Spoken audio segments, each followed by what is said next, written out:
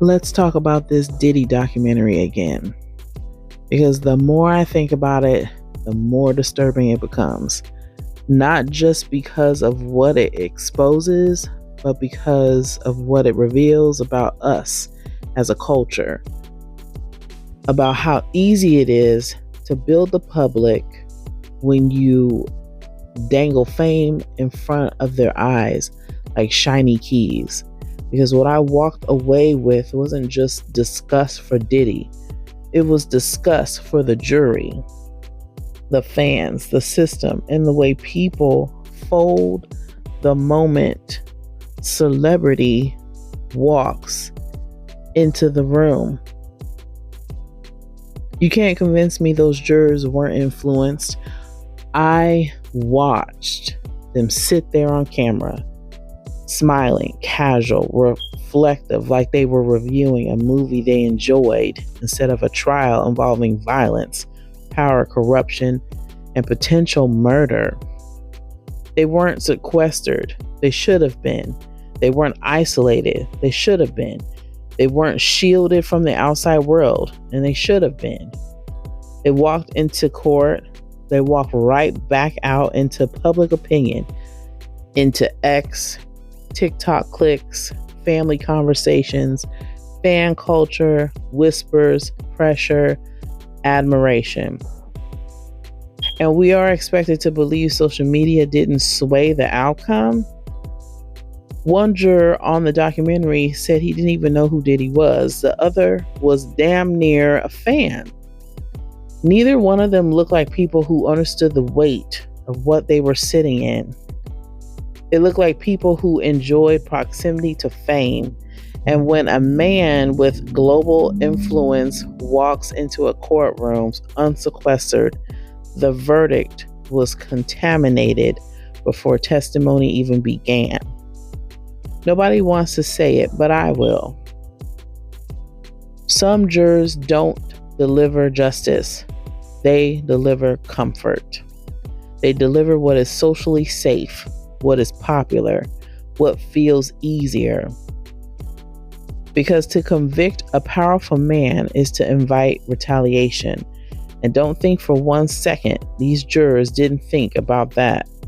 When you've heard the rumors, the stories, the whispers, when you've seen the footage of him snapping, raging, destroying, do you stand firm on guilty, or do you soften your backbone and choose survival? And when I saw the documentary showing him with lawyers, maneuvering, smiling for cameras, pretending to be calm while privately boiling, it was obvious he wasn't just defending himself. He was performing, controlling narrative, public relations disguised as humanity. He wasn't walking into court. He was walking onto a stage, and the public ate it up. Even after the violent footage, even after the testimonies, even after years of whispers, people still wanted selfies. People still wanted hugs from him. People still praised him like he was royalty. How sick are we that a celebrity can choke a woman on camera and the first instinct isn't horror, it's admiration? Let me get a picture with him real quick. Are people stupid or hypnotized or both? The documentary was horrifying, but yet gratifying. Not just because of what Diddy allegedly done, but because of how the world reacted to it. It was gratifying for me because I said for years that this fool was crazy. And let's talk about Biggie. Let's talk about Tupac. The two biggest losses in hip-hop history. And the man who benefited the most just happens to be the one who lived to tell the story. Just happens to have been pushing Biggie to LA when Biggie wanted to go to Europe. Just so happens to be heard on the 911 tape. Just happens to have deep police connections in a city where corruption was rampant, or still is to this day. Coincidence requires innocence. Coincidence dies when motive enters the room. And the motive was everywhere.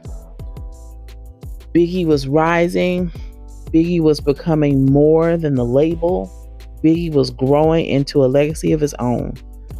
And insecure men hate sharing thrones.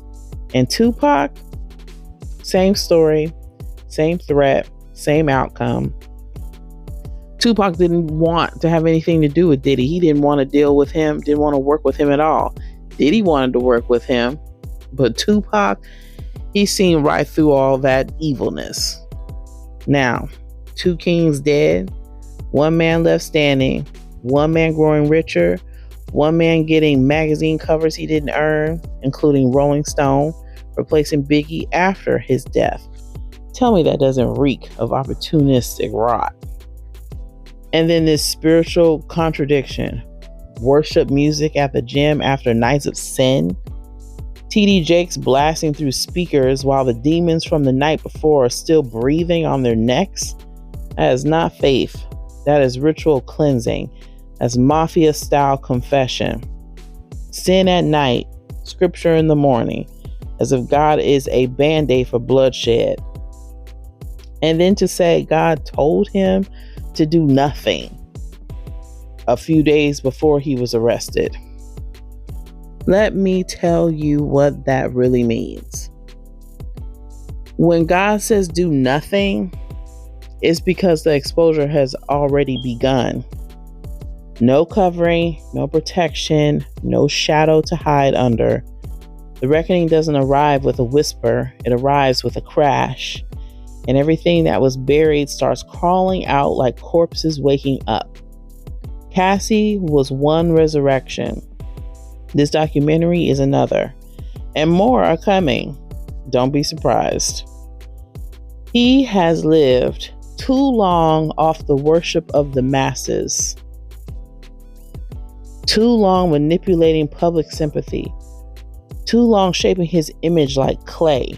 Too long hiding behind money, religion, and influence. And people still defend him because they idolize him more than they fear the truth.